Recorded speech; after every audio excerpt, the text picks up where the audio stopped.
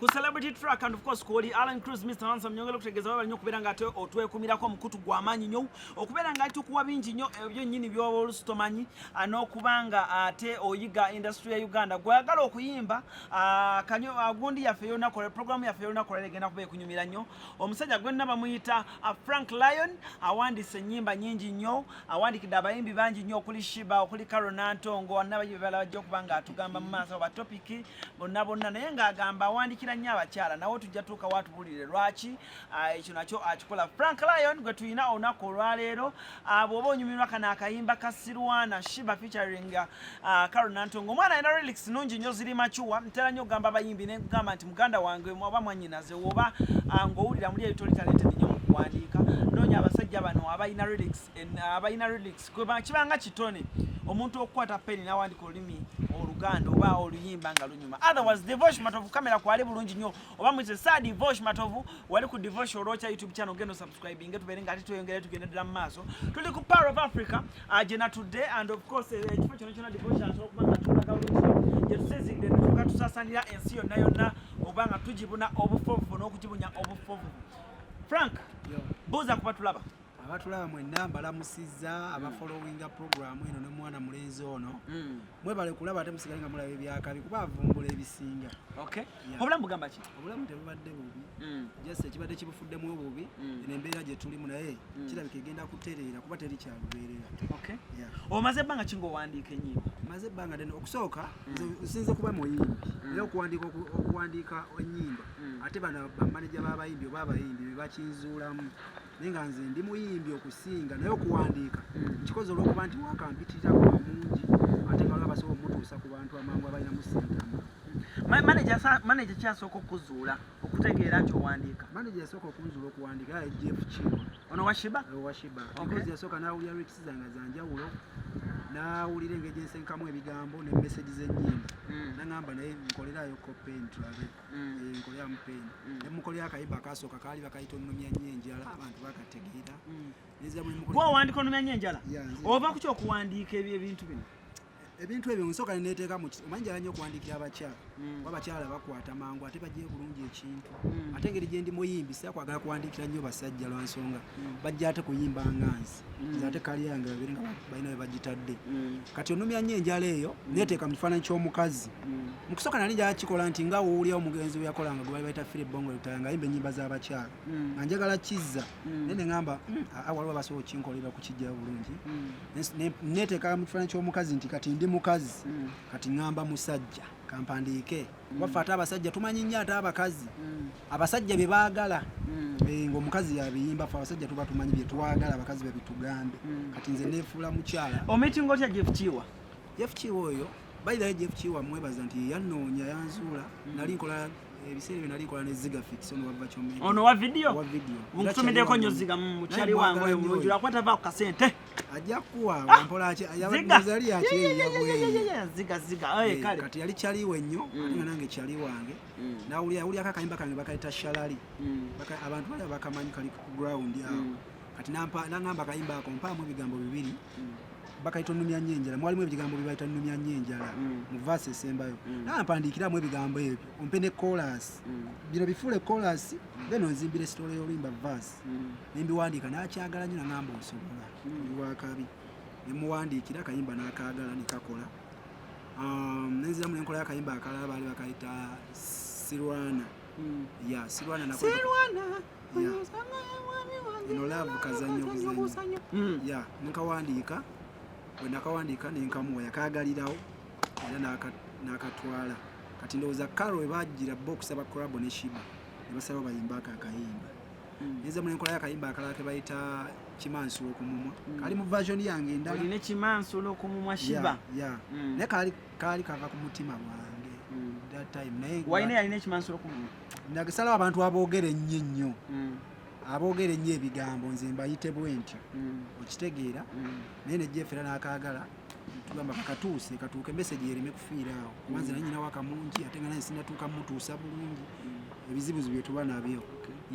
nenkolayo akayimba akalala nina akayimba kenayimba akalala nakayimba ne Chosen Bride tekanaba bakayita kangezeeko kuono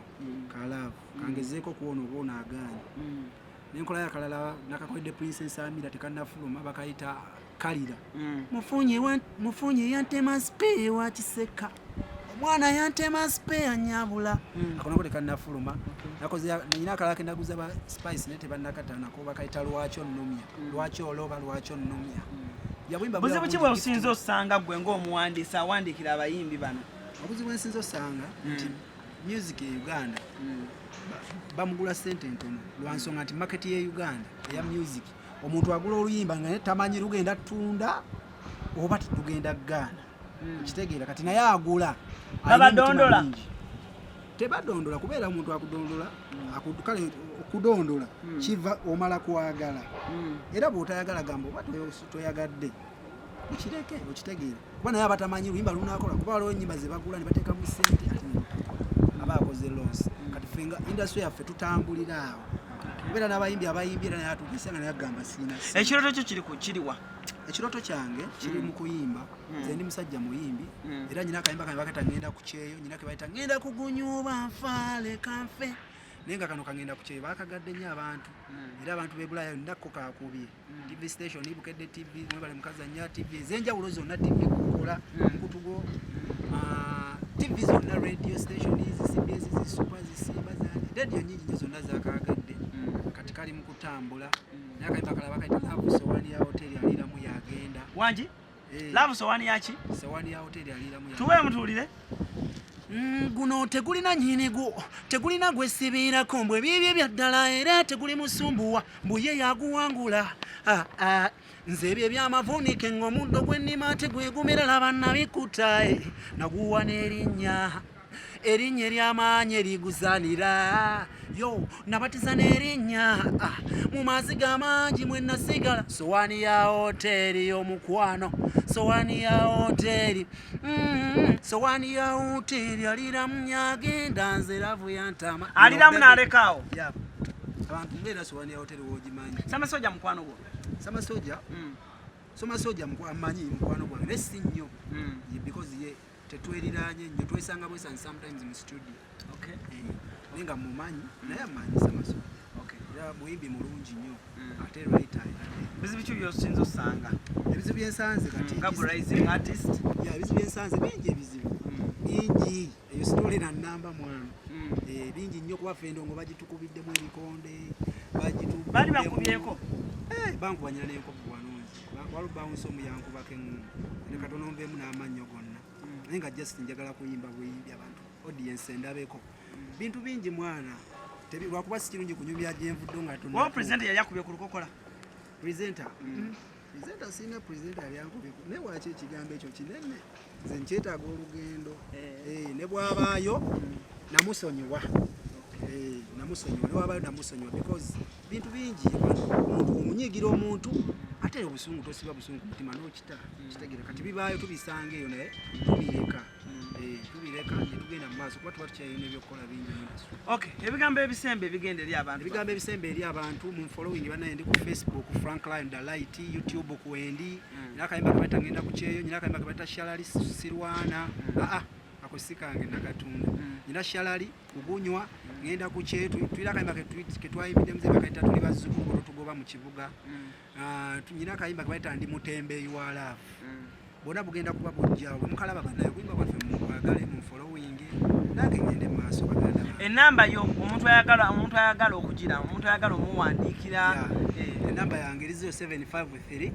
113195 075 11339 ndi ku Mutala Machindi era wonkubira nkugansange Machindi kusala marodi ndi Machindi awo ku D Records wa Sweet Kid mukwano gwange mutumiddeko gyali akola emirimu ali bulungi yapowa okuyimba takyayagala yagamba Franka muyimbe kati ye yawummula alina emirimu gye alina events alina ebbaala bintu yakola business kale swikira nja kuba nkunoonyaako awo gye naawe atobeere nga atobitubuli otherwise Frank Lion gemanya mugenda maaso mufolenge ku Facebook ne ku Instagram Frank Lion muvubuka muto nze nabagamba ne experience nene nnyo mukuleeta bavubuka bannange andala mu kino kisaawe eky'okuyimba nti obeera n'omukisa nze kasita nkwata bwe nti ku muntu teweewunya nga omwawuma ku bujjo ina hituka guno gwennyini nze sikwata ku muntu n'agaana obaako ne wootuuka mukama kiteekemu amaanyi Divoshi matovu wemba nimbye jako kamera otherwise musibe bulungi mwera.